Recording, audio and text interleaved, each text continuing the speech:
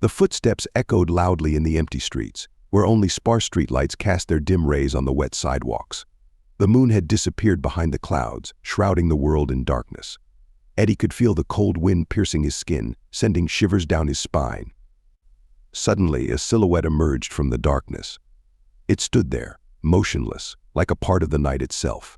Its contours seemed distorted, irregular, as if it were made of a nightmare. Eddie's heart skipped a beat as he noticed movement. The creature, standing on all fours, writhed as if preparing to pounce. Its eyes glowed brightly in the darkness, like two fiery coals.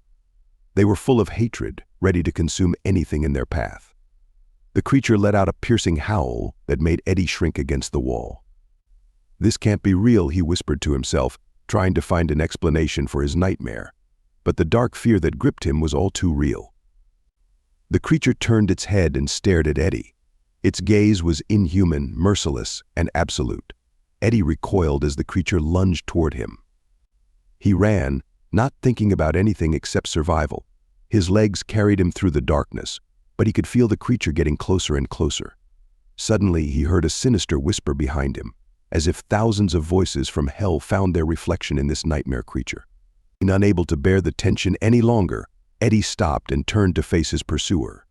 But the darkness swallowed it, leaving him alone, standing in the dark street, slowly sinking from exhaustion and fear. Only when dawn began to break through the clouds did Eddie dare to make his way home.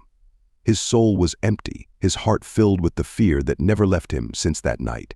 He knew that this encounter with the unknown would leave a mark on his soul for the rest of his life.